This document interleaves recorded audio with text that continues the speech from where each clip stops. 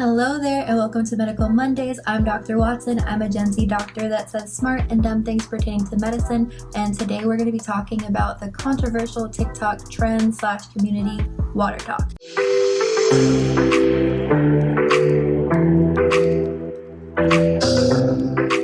It seems like recently food trends on TikTok have been understandably under fire. Homemade pickled foods and the infamous pink sauce promoted and sold on the platform could have caused serious harm to customers who purchase and consume them. Their dangers cannot be argued. WaterTok, on the other hand, is very polarizing. WaterTok enthusiasts see the trend as a health-promoting community. Anti-WaterTokers vary from parody to rage-filled TikToks in response, and some experts in health warn that the trend is harmful and should be avoided at all costs. Some of my favorite YouTubers have responded to the trend in a lighthearted way, so I wanted to give the evidence-based reasons WaterTok has benefits for some, but may harm others. WaterTok's origins appear to be innocent and can be traced back to the queen of WaterTok, Tanya Spanglow, username Taking Back My Life at 42. Who now has millions of views and followers. She shared her weight loss journey after undergoing bariatric surgery. Tanya was able to lose over 220 pounds after she had the surgery and contributed a lot of her success to high intake of sugar-free flavored water. Prior to making her daily water concoctions, drinking a plain glass of water would literally make her feel sick. She described her experience as, "It would make me feel so full I would puke.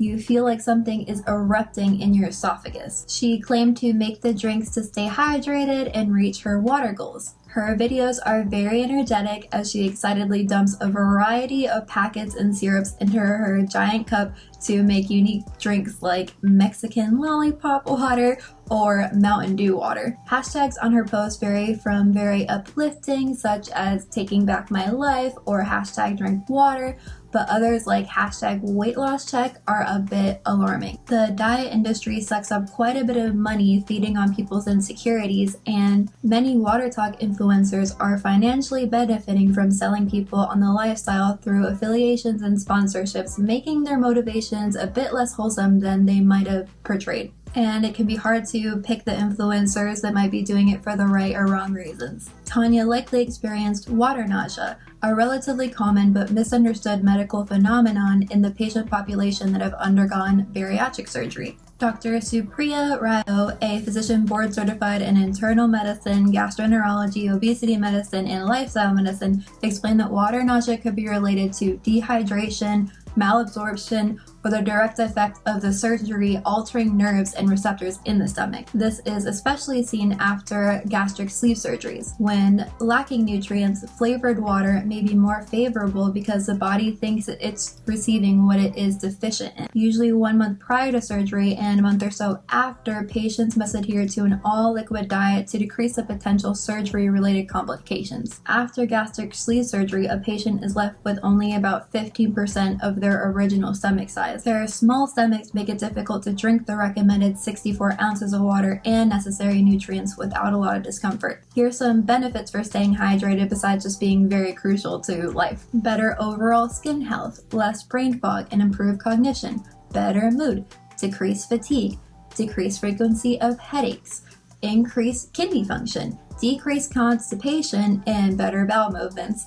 Possibly slows down the aging process. We've seen a couple of studies that show that, like comparing some people with higher sodium or lower hydration, they tend to show diseases earlier in life and may have decreased overall health earlier in life. Staying hydrated can also lead to weight loss or lower body fat without weight loss, and this was mostly seen when drinking a glass or two of water before or after a meal. Drinking the water within 30 minutes of a meal decreased appetite, causing decreased calorie consumption when eating the meal, and drinking water afterwards showed longer lengths of time without hunger. I am not a fan of adding negativity to an online community of people who promote health, happiness, and support each other. When you scroll down the popular WaterTok hashtag, you mostly see almost manic but genuine appearing huge smiles plastered on WaterTokers with an armful of mystery flavors that they are so excited to throw together and share their outrageous but supposedly delicious drink. Adults making a beverage so gleefully should be great, and I do believe you can put whatever you want in your body. I just really wish the excessive quantity of artificial sweeteners and random chemicals added to the water were not showcased as a wonderful way to stay hydrated,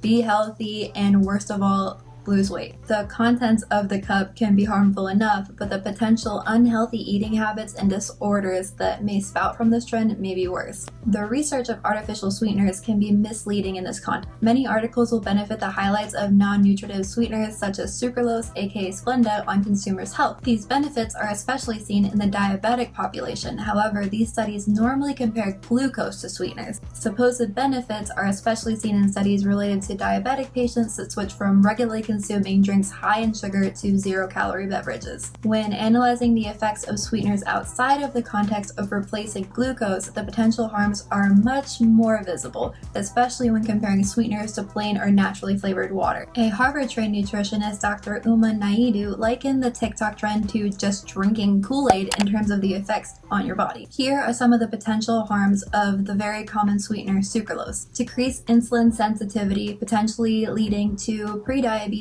or worsening type 2 diabetes. Increased fatty food consumption, caloric overcompensation after ingestion due to the body sensing something sweet without the reward of calories. Increased cravings for processed, artificially sweetened, and sugary foods and drinks. Increased risk for cardiometabolic diseases like hypertension, type 2 diabetes, cardiovascular diseases, and all-cause mortality or death. Decreased cravings for naturally sweet foods like fruit due to altered brain-gut communication. Accelerated fatty liver disease, which is a cause of liver necrosis and potentially irreversible liver failure. Increased inflammation in the gut, altered gut biome with the more harmful bacteria increasing in population and the ones that actually help you decrease. Studies have also shown that it actually penetrates the placenta and is present in breast milk, and mothers that consume heavy amounts of sucralose in pregnancy may cause increased weight gain, obesity, metabolic diseases, and systemic inflammation of the unborn child later in life. Less research potential harms of sucralose include the link of worsening inflammatory bowel disease that may lead to colorectal cancer, and it may even cause chronic systemic inflammation due to metabolic endotoxemia. A study showed that daily consumption of less than 15% of the average daily intake recommended by the FDA of sucralose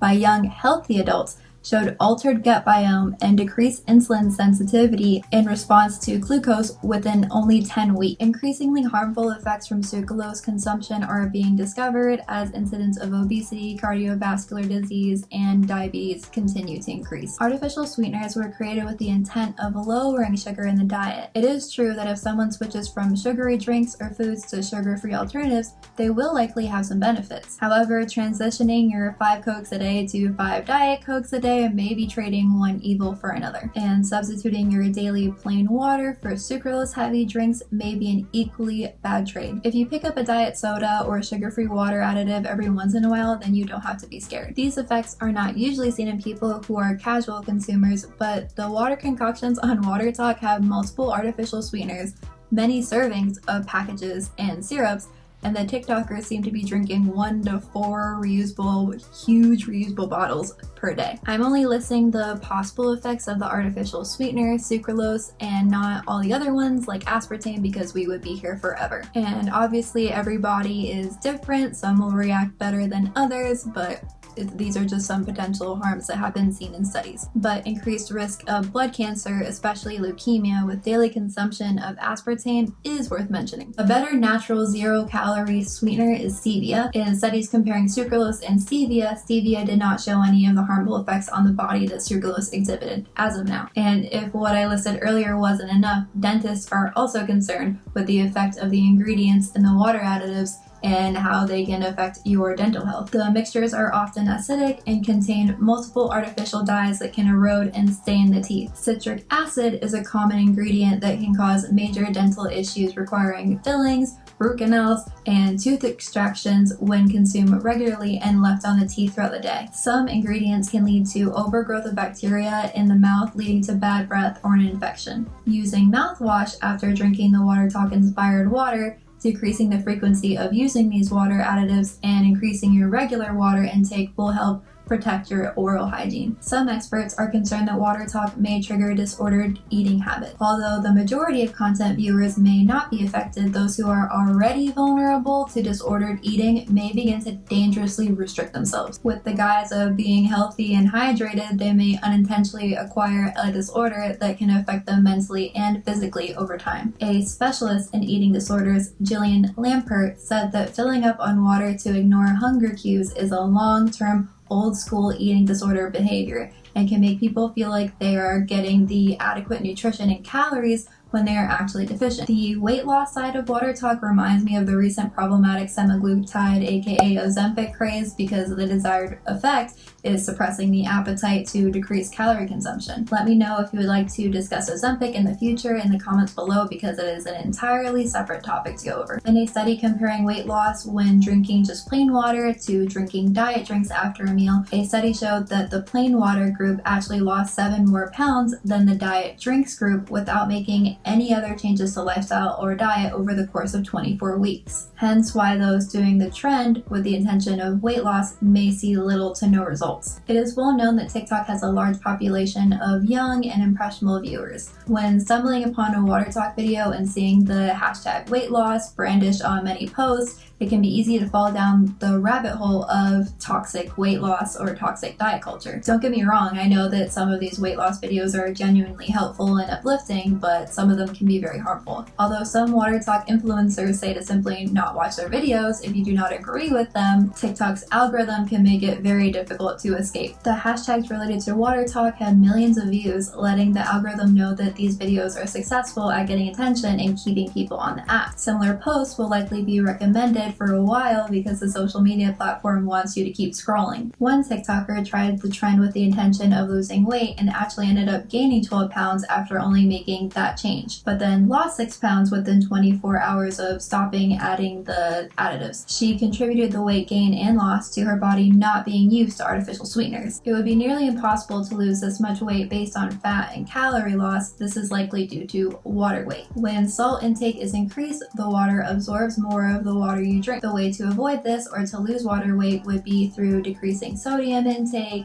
sweating, drinking more water with no additives, and eating high potassium foods like bananas or leafy greens. Another major concern for healthcare workers is the potential water intoxication, which is primarily due to hyponatremia, meaning the body does not have enough salt. Where water goes, sodium follows. So if you are intaking excess volumes of water, the body will excrete the water along with the salt. Side effects of water intoxication can be as minor as fatigue and as major as cardiac dysfunction, seizure, coma, and even death. Some better practices that I and many other health experts recommend to stay hydrated include: try to drink at least 1 glass of water in between the flavored waters. If you're experiencing water nausea, it just may benefit you in the long run. I know it might be hard. Add 0 or low calorie natural water additives like berries, lemon, lime, or cucumbers. Even though it's not entirely natural, you can drink 0 sugar, calorie, and sodium seltzers like bubbly or LaCroix. Seltzers aren't 100% natural, but they don't seem to pose very much threat to the body. Use a water bottle with a visual marker for water intake throughout the day, and eat your water with high water containing foods such as watermelon, celery, or strawberries. I think the main takeaway from this video is that everything is okay in moderation. I do not believe that water talkers are evil. I just want viewers to be aware of what they are doing to their bodies and mental health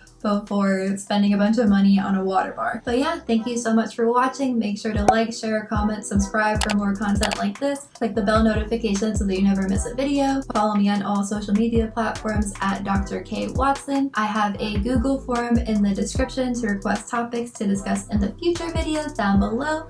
I will see you next week. Bye!